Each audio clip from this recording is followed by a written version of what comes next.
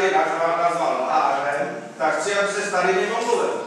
Ne, já se zatím neumluvím, protože na té mapě ukážu, že nesousedí vaše pozemky s cestou. Nesousedí.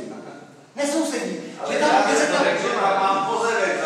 Dobře, ale nesousedí s touto cestou. Proč tady diskutujeme o nějakým pozemku? Takže Tady je o to, kdo ti dal právo tu cestu zatarasit.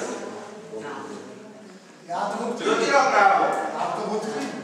Ježíši Maria, co mám, kde lidi tam o tu běhá cestu. nový kostel. Tady před chvilkou na začátku představy tady se jednalo o bránu, kterou má Tomáš Sluníčku na plotě. A tam nikdo ještě v životě tam nikdo nejel. V životě tam nikdo nejel a tam musí být prostor.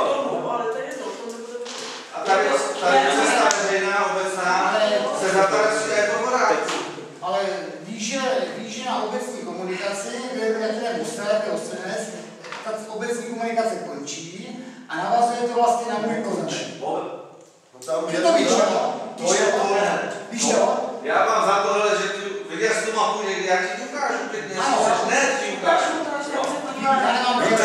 Podívej se, kdo tam tu cestu dělal nebo nedělal, já nevím. Ale zřejmě ten, kdo tam tu cestu dělal, tak byl velice prozíravý, protože si tam nechal obecní pozemek, kruh obecního pozemku na tu cestu.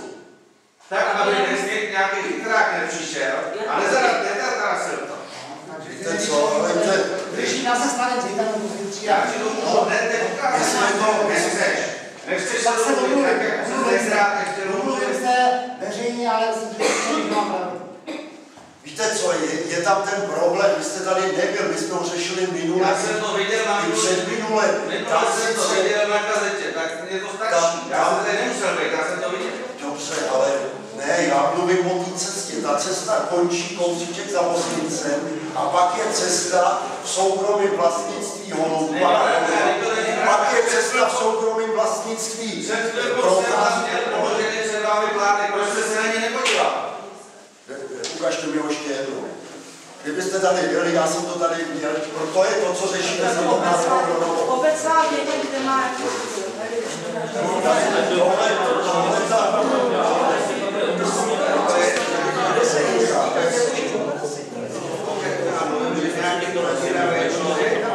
není, ta cesta je tady, cesta, a tohle je cesta Holubů, tohle je Planěnství, tohle je Štěpánů, tohle je Procházků, tohle je Holubů, jo. To je to, co říkám, že tady to sice odevře, když si se dá Holubů závodu, tak se stejně nikam nedostanete. Když se dá Procházků nebo závodu, tak proto to řeším. Tady není cesta. Tady není žádná cesta. Ta cesta je na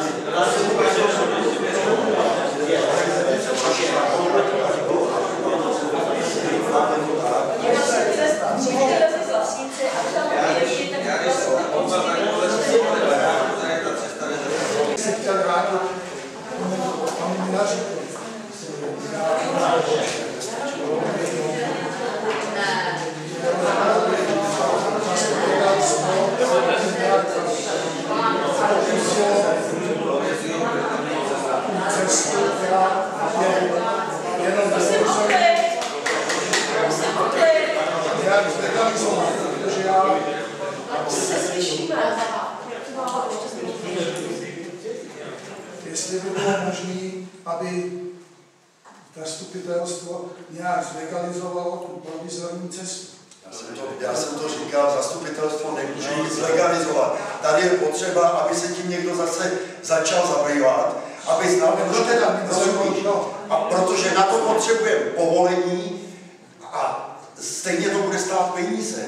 My jsme schopni to vymyslet, ale je to všechno o čase a chce to, aby to dělal stavař a ne, aby prostě tady nějaký laický zastupitelstvo si něco vymýšlelo. Samozřejmě se tím budu zabývat, jakmile na to budu mít trošku čas. Faktem je to, že definitivní cesta k Vinaříku není a že vůbec nemůže schvalovat definitivní cestu, když není. Jo? To znamená, je to žádost o stavební povolení nebo povolení speciálního silničního úřadu. Musí se to připravit, musí se udělat komunikace, návrh a vyžádat povolení, obec to musí zaplatit a musí se to udělat. To je všechno, co chci říct a já to samozřejmě jsem schopný připravit a zařídit. Ale mám jenom tolik času, kolik to má.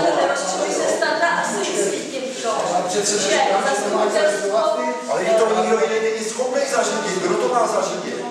Ne, já si myslím, že Standa nám chtěl tím říct to, že zastupitelé by se měli vůbec zvážit, jak to s tou cestou vlastně uděláme, jo? Jestli tam teda budeme dělat, já nevím, jakou tu říkáš, ty definitivní. Já vám ten návrh samozřejmě dám, aby to stálo co nejméně peněz a aby to bylo co nejjednodušší, ale potřebuji na to čas.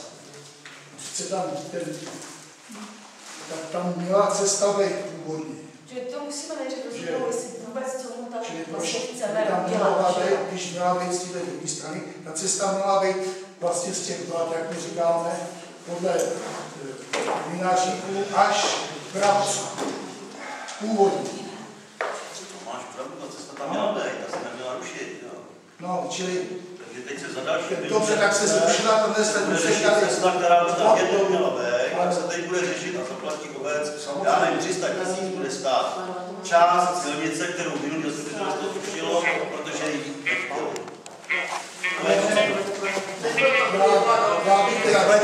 Já to budu řešit. Ale ty to teď to řekl. Poslouchal jste, co říkal. Protože pan vinařník přece už tu cestu tam nechtěl. Ale a to jsme zase u toho. Občan nemůže chtít, nechtít. Ta cesta se nevztahuje k občanovi, ale ozem chalupě. To je to, že Stupnička nemá auto, to znamená, tam nepotřebuje jezdit. On to prodá, nebo mladý si